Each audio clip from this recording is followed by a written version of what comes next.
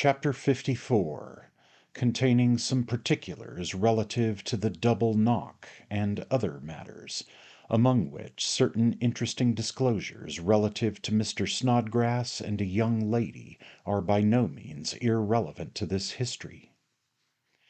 The object that presented itself to the eyes of the astonished clerk was a boy, a wonderfully fat boy, habited as a serving lad, standing upright on the mat, with his eyes closed as if in sleep. He had never seen such a fat boy in or out of a travelling caravan, and this, coupled with the calmness and repose of his appearance, so very different from what was reasonably to have been expected of the inflictor of such knocks, smote him with wonder. "What's the matter?" inquired the clerk. The extraordinary boy replied not a word, but he nodded once and seemed, to the clerk's imagination, to snore feebly. "Where do you come from?" inquired the clerk. The boy made no sign. He breathed heavily, but in all other respects was motionless. The clerk repeated the question thrice, and receiving no answer, prepared to shut the door, when the boy suddenly opened his eyes, winked several times, sneezed once, and raised his hand as if to repeat the knocking. Finding the door open, he stared about him with astonishment, and at length fixed his eyes on Mr. Lowton's face. "What the devil do you knock in that way for?" inquired the clerk angrily. "Which way?" said the boy in a slow and sleepy voice. "Why, like 40 hackney coachmen," replied the clerk. "Because master said I wasn't to leave off knocking till they opened the door, for fear I should go to sleep," said the boy. "Well," said the clerk, "what message have you brought?" "He's downstairs," rejoined the boy. "Who?" "Master. He wants to know whether you're at home." Mr. Lowton bethought himself at this juncture of looking out of the window. Seeing an open carriage with a hearty old gentleman in it looking up very anxiously, he ventured to beckon him, on which the old gentleman jumped out directly. "That's your master in the carriage, I suppose?" said Lowton. The boy nodded. All further inquiries were superseded by the appearance of old Wardle, who, running upstairs and just recognizing Lowton, passed at once into Mr. Perker's room. "Pickwick," said the old gentleman, "your hand, my boy. Why have I never heard until the day before yesterday of your suffering yourself to be cooped up in jail? And why did you let him do it, Perker?" "I couldn't help it, my dear sir," replied Perker, with a smile and a pinch of snuff. "You know how obstinate he is." "Of course I do, of course I do," replied the old gentleman. "I am heartily glad to see him, notwithstanding. I will not lose sight of him again in a hurry."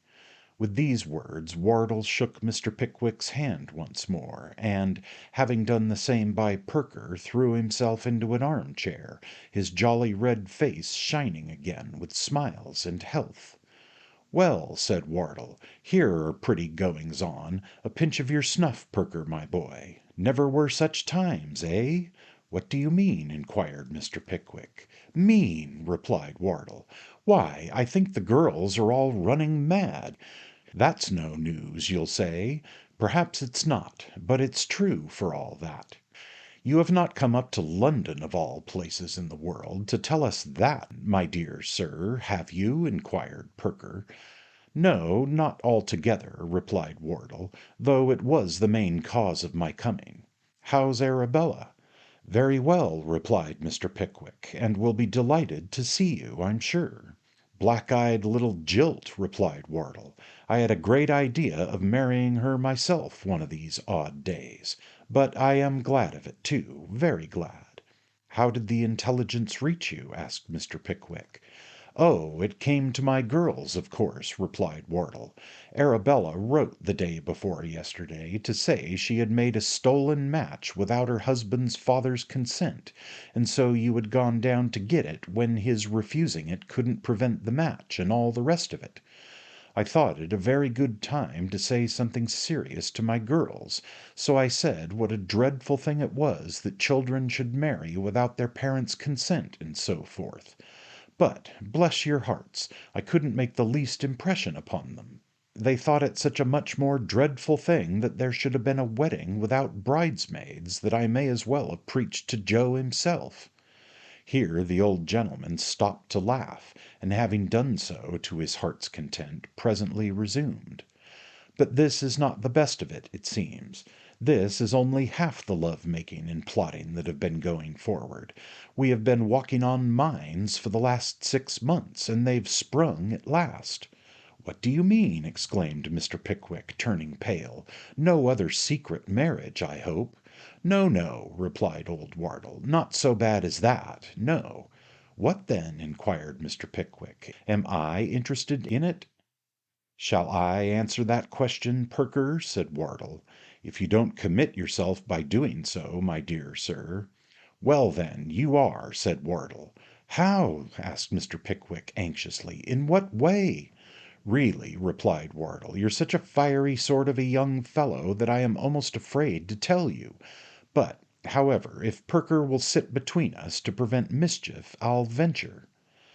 Having closed the room door and fortified himself with another application to Perker's snuff-box, the old gentleman proceeded with his great disclosure in these words: "The fact is that my daughter Bella, who married young Trundle, you know—" "Yes, yes, I know," said Mr. Pickwick impatiently.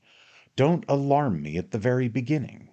My daughter Bella, Emily, having gone to bed with a headache after she had read Arabella's letter to me, sat herself down by my side the other evening and began to talk over this marriage affair. 'Well, Pa,' she says, 'what do you think of it?' 'Why, my dear,' I said, 'I suppose it's all very well. I hope it's for the best.' I answered in this way because I was sitting before the fire at the time, drinking my grog rather thoughtfully, and I knew my throwing in an undecided word now and then would induce her to continue talking. Both my girls are pictures of their dear mother, and as I grow old I like to sit with only them by me, for their voices and looks carry me back to the happiest period of my life, and make me for the moment as young as I used to be then, though not quite so light-hearted. 'It's quite a marriage of affection, Pa,' said Bella after a short silence. 'Yes, my dear,' said I, 'but such marriages do not always turn out the happiest.' 'I question that, mind,' interposed Mr. Pickwick warmly. 'Very good,' responded Wardle. 'Question everything you like when it's your turn to speak, but don't interrupt me.' 'I beg your pardon,' said Mr. Pickwick. 'Granted,' replied Wardle. 'I am sorry to hear you express your opinion against marriages of affection, Pa,' said Bella, coloring a little. 'I was wrong. I ought not to have said so, my dear, either,' said I, patting her cheek as kindly as a rough old fellow like me could pat it, 'for your mother's was one, and so was yours.' 'It's not that I meant, Pa,' said Bella. 'The fact is, Pa, I wanted to speak to you about Emily.' Mr. Pickwick started. 'What's the matter now?' inquired Wardle, stopping in his narrative. 'Nothing,' replied Mr. Pickwick. 'Pray go on.' 'I never could spin out a story,' said Wardle abruptly. 'It must come out sooner or later, and it'll save us all a great deal of time if it comes at once. The long and short of it is, then, that Bella at last mustered up courage to tell me that Emily was very unhappy, that she and your young friend Snodgrass have been in constant correspondence and communication ever since last Christmas, that she had very dutifully made up her mind to run away with him in laudable imitation of her old friend and schoolfellow, but that, having some compunctions of conscience on the subject, inasmuch as I had always been rather kindly disposed to both of them, they had thought it better, in the first instance, to pay me the compliment of asking whether I would have any objection to their being married in the usual matter-of-fact manner. There now, Mr. Pickwick, if you can make it convenient to reduce your eyes to their usual size again, and to let me hear what you think we ought to do, I shall feel rather obliged to you." The testy manner in which the hearty old gentleman uttered this last sentence was not wholly unwarranted, for Mr. Pickwick's face had settled down into an expression of blank amazement and perplexity quite curious to behold. "Snodgrass! Since last Christmas!" were the first broken words that issued from the lips of the confounded gentleman. "Since last Christmas," replied Wardle. "That's plain enough, and very bad spectacles we must have worn not to have discovered it before." "I don't understand it," said Mr. Pickwick, ruminating. "I cannot really understand it." "It's easy enough to understand it," replied the choleric old gentleman. "If you had been a younger man, you would have been in the secret long ago. And besides," added Wardle, after a moment's hesitation, "the truth is, that, knowing nothing of this matter, I have rather pressed Emily for 4 or 5 months past to receive favourably, if she could (I would never attempt to force a girl's inclinations), the addresses of a young gentleman down in our neighbourhood. I have no doubt that, girl like, to enhance her own value and increase the ardour of Mr. Snodgrass, she has represented this matter in very glowing colours, and that they have both arrived at the conclusion that they are a terribly persecuted pair of unfortunates, and have no resource but clandestine matrimony or charcoal. Now the question is, what's to be done?" "What have you done?" inquired Mr. Pickwick. "I mean, what did you do when your married daughter told you this?" "Oh, I made a fool of myself, of course," rejoined Wardle.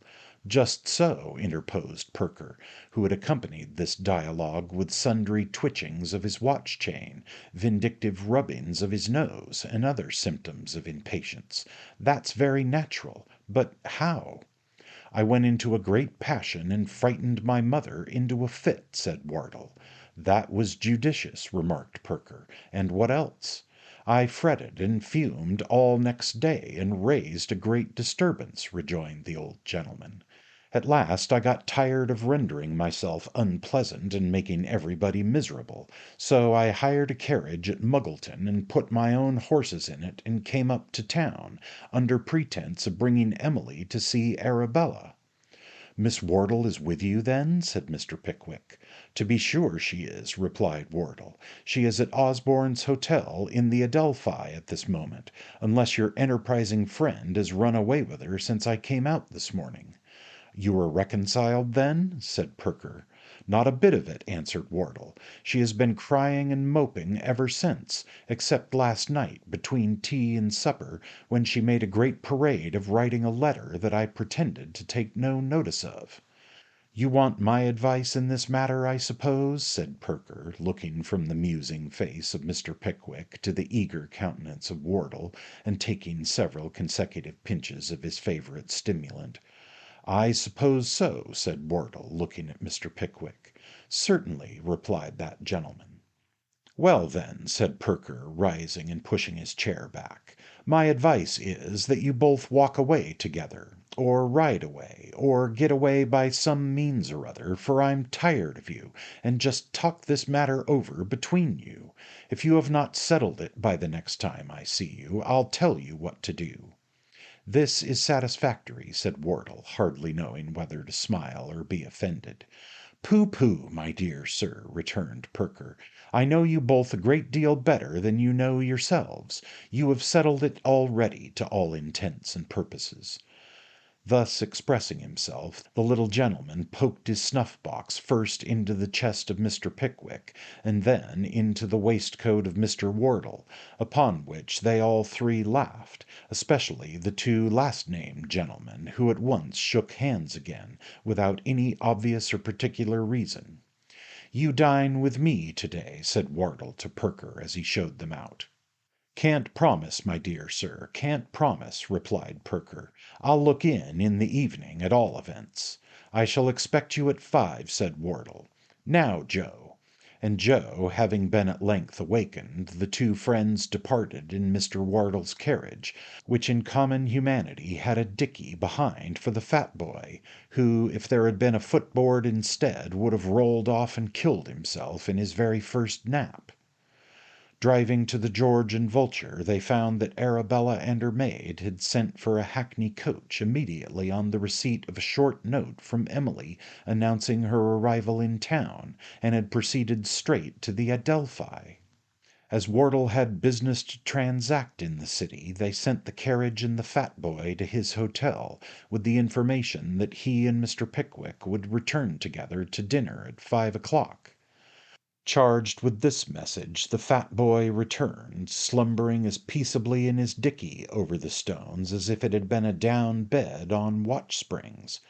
By some extraordinary miracle he awoke of his own accord when the coach stopped, and giving himself a good shake to stir up his faculties, went upstairs to execute his commission.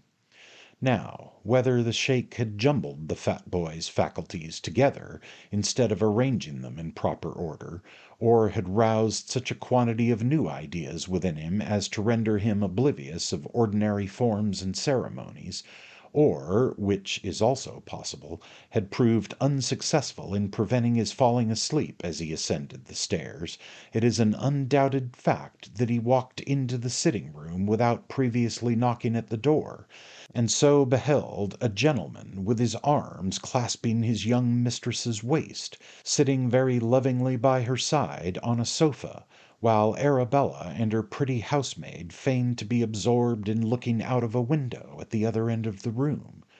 At the sight of this phenomenon the fat boy uttered an interjection, the ladies a scream, and the gentleman an oath, almost simultaneously. "Wretched creature, what do you want here?" said the gentleman, who, it is needless to say, was Mr. Snodgrass. To this the fat boy, considerably terrified, briefly responded, "Mrs." "What do you want me for?" inquired Emily, turning her head aside, "you stupid creature." "Master and Mr. Pickwick is a-going to dine here at 5," replied the fat boy. "Leave the room," said Mr. Snodgrass, glaring upon the bewildered youth. "No, no, no," added Emily hastily. "Bella, dear, advise me." Upon this, Emily and Mr. Snodgrass and Arabella and Mary crowded into a corner, and conversed earnestly in whispers for some minutes, during which the fat boy dozed. "Joe," said Arabella at length, looking round with a most bewitching smile, "how do you do, Joe?" "Joe," said Emily, "you are a very good boy. I won't forget you, Joe." "Joe," said Mr. Snodgrass, advancing to the astonished youth and seizing his hand, "I didn't know you before.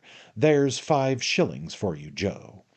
"I'll owe you another 5, Joe," said Arabella, "for old acquaintance sake, you know," and another most captivating smile was bestowed upon the corpulent intruder. The fat boy's perception being slow, he looked rather puzzled at first to account for this sudden prepossession in his favour, and stared about him in a very alarming manner. At length his broad face began to show symptoms of a grin of proportionately broad dimensions, and then, thrusting half-a-crown into each of his pockets, and a hand and wrist after it, he burst into a hoarse laugh, being for the first and only time in his existence. "He understands us, I see," said Arabella. "He had better have something to eat immediately," remarked Emily. The fat boy almost laughed again when he heard this suggestion. Mary, after a little more whispering, tripped forth from the group, and said, "I am going to dine with you to-day, sir, if you have no objection." "This way," said the fat boy eagerly. "There is such a jolly meat pie." With these words the fat boy led the way downstairs, his pretty companion captivating all the waiters and angering all the chambermaids as she followed him to the eating-room. There was a meat pie of which the youth had spoken so feelingly, and there were, moreover, a steak and a dish of potatoes and a pot of porter. "Sit down," said the fat boy. "Oh, my eye, how prime! I am so hungry." Having apostrophed his eye in a species of rapture 5 or 6 times, the youth took the head of the little table, and Mary seated herself at the bottom. "Will you have some of this?" said the fat boy, plunging into the pie up to the very ferrules of the knife and fork. "A little, if you please," replied Mary. The fat boy assisted Mary to a little, and himself to a great deal, and was just going to begin eating when he suddenly laid down his knife and fork, leaned forward in his chair, and letting his hands, with the knife and fork in them, fall on his knees, said very slowly, "I say, how nice you look." This was said in an admiring manner, and was, so far, gratifying, but still there was enough of the cannibal in the young gentleman's eyes to render the compliment a double one. "Dear me, Joseph," said Mary, affecting to blush, "what do you mean?" The fat boy, gradually recovering his former position, replied with a heavy sigh, and remaining thoughtful for a few moments, drank a long draught of the porter. Having achieved this feat, he sighed again, and applied himself assiduously to the pie. "What a nice young lady Miss Emily is," said Mary, after a long silence. The fat boy had by this time finished the pie.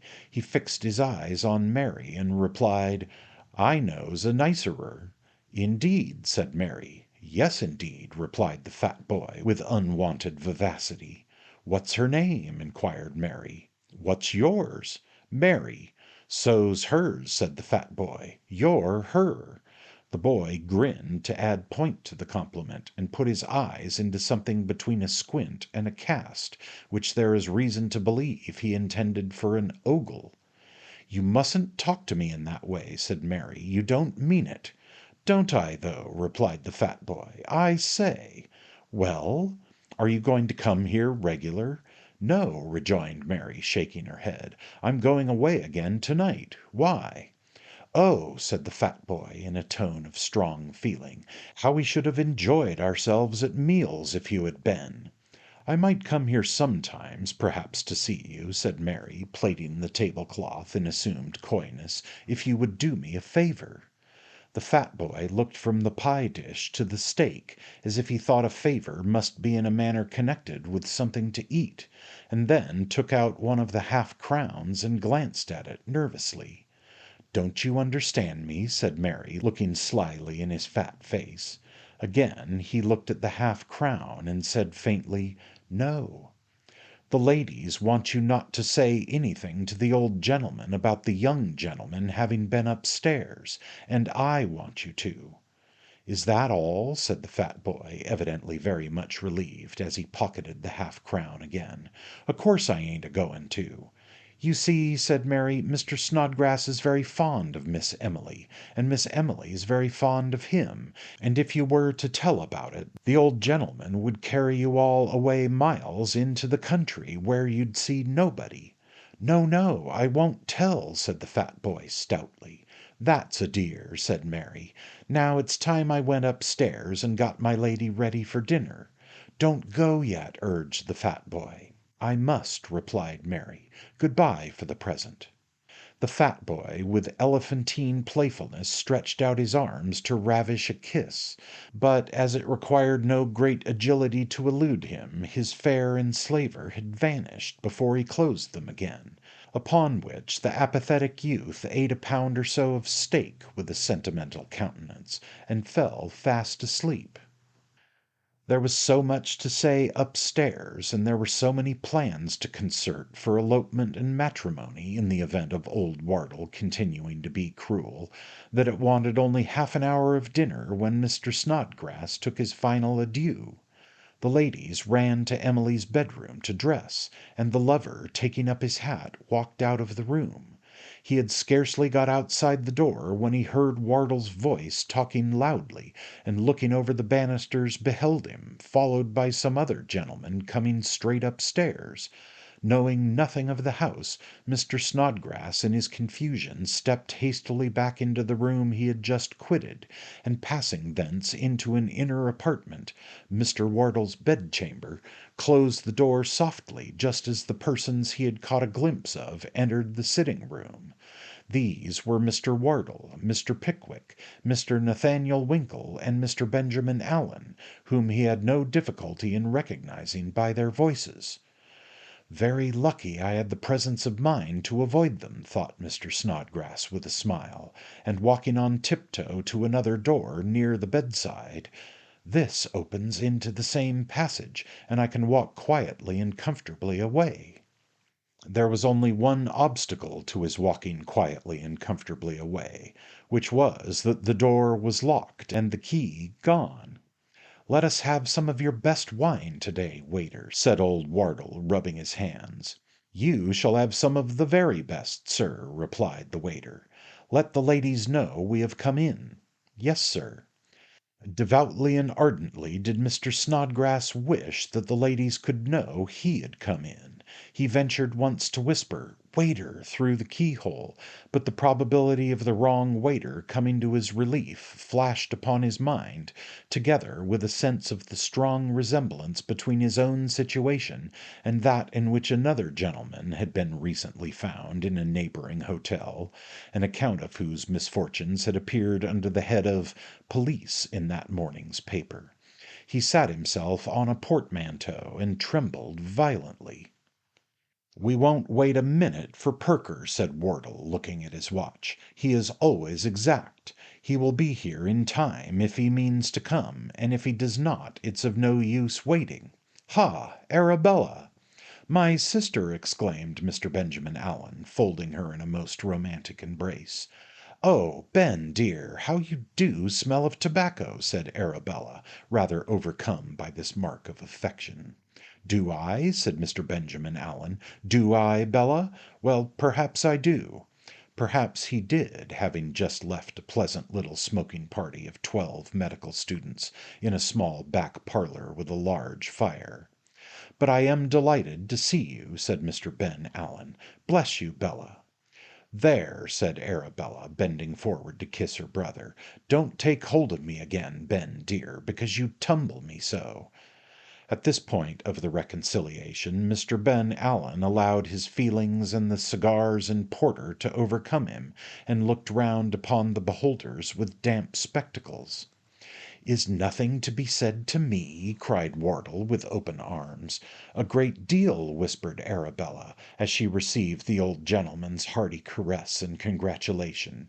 "You are a hard-hearted, unfeeling, cruel monster." "You are a little rebel," replied Wardle in the same tone, "and I am afraid I shall be obliged to forbid you the house. People like you, who get married in spite of everybody, ought not to be let loose on society. But come," added the old gentleman aloud, "here's the dinner. You shall sit by me. Joe! Why, damn the boy, he's awake." To the great distress of his master, the fat boy was indeed in a state of remarkable vigilance, his eyes being wide open, and looking as if they intended to remain so. There was an alacrity in his manner, too, which was equally unaccountable. Every time his eyes met those of Emily or Arabella he smirked and grinned. Once Wardle could have sworn he saw him wink. This alteration in the fat boy's demeanour originated in his increased sense of his own importance, and the dignity he acquired from having been taken into the confidence of the young ladies, and the smirks and grins and winks were so many condescending assurances that they might depend upon his fidelity. As these tokens were rather calculated to awaken suspicion than allay it, and were somewhat embarrassing besides, they were occasionally answered by a frown or shake of the head from Arabella, which the fat boy, considering as hints to be on his guard, expressed his perfect understanding of, by smirking, grinning, and winking with redoubled assiduity. "Joe," said Mr. Wardle, after an unsuccessful search in all his pockets, "is my snuff-box on the sofa?" "No, sir," replied the fat boy. "Oh, I recollect. I left it on my dressing-table this morning," said Wardle. "Run into the next room and fetch it." The fat boy went into the next room, and having been absent about a minute, returned with the snuff-box, and the palest face that ever a fat boy wore. "What's the matter with the boy?" exclaimed Wardle. "Nothin's the matter with me," replied Joe, nervously. "Have you been seeing any spirits?" inquired the old gentleman. "Or taking any?" added Ben Allen. "I think you're right," whispered Wardle across the table. "He is intoxicated, I'm sure." Ben Allen replied that he thought he was, and as that gentleman had seen a vast deal of the disease in question, Wardle was confirmed in an impression which had been hovering about his mind for half an hour, and at once arrived at the conclusion that the fat boy was drunk. "You just keep your eye upon him for a few minutes," murmured Wardle. "We shall soon find out whether he is or not." The unfortunate youth had only interchanged a dozen words with Mr. Snodgrass, that gentleman having implored him to make a private appeal to some friend to release him, and then pushed him out with the snuff-box, lest his prolonged absence should lead to a discovery. He ruminated a little with a most disturbed expression of face, and left the room in search of Mary. But Mary had gone home after dressing her mistress, and the fat boy came back again more disturbed than before. Wardle and Mr. Ben Allen exchanged glances. "Joe," said Wardle. "Yes, sir." "What did you go away for?" The fat boy looked hopelessly in the face of everybody at table, and stammered out that he didn't know. "Oh," said Wardle, "you don't know, eh? Take this cheese to Mr. Pickwick."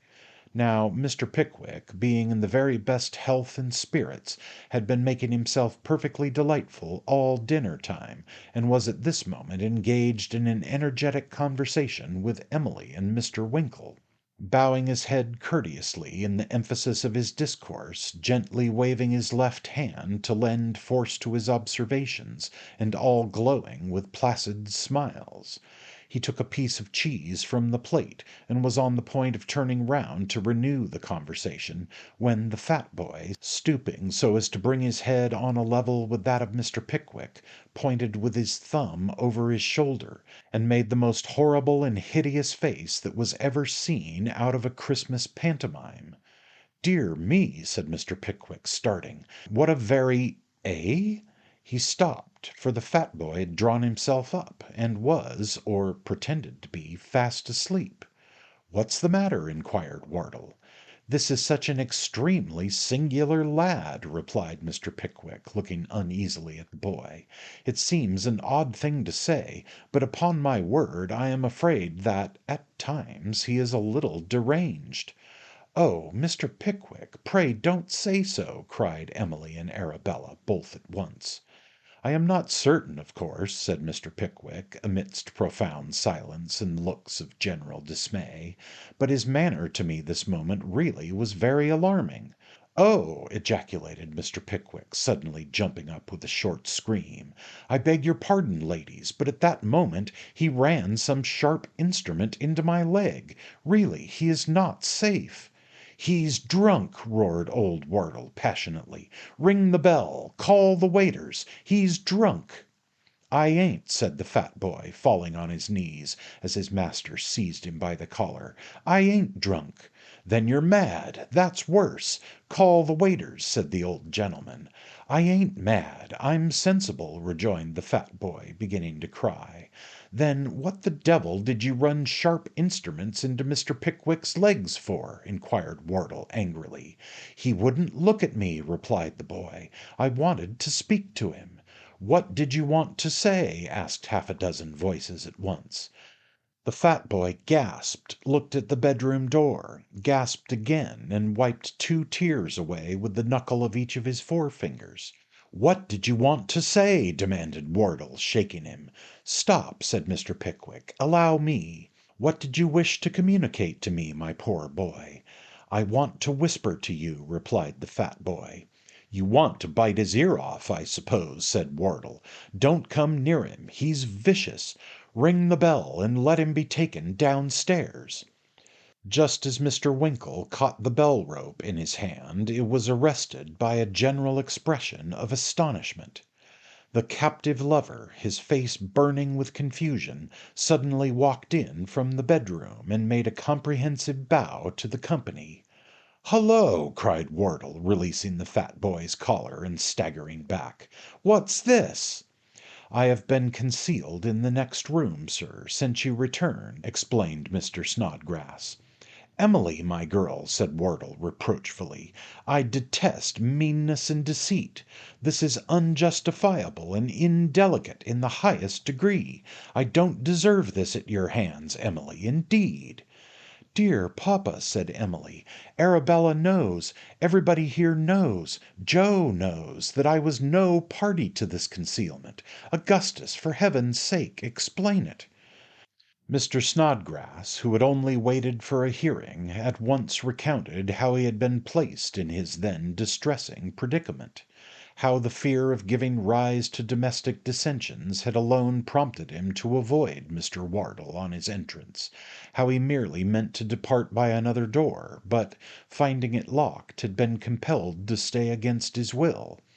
It was a painful situation to be placed in, but he now regretted it the less, inasmuch as it afforded him an opportunity of acknowledging before their mutual friends that he loved Mr. Wardle's daughter deeply and sincerely, that he was proud to avow that the feeling was mutual, and that if thousands of miles were placed between them, or oceans rolled their waters, he could never for an instant forget those happy days when first, etc., etc.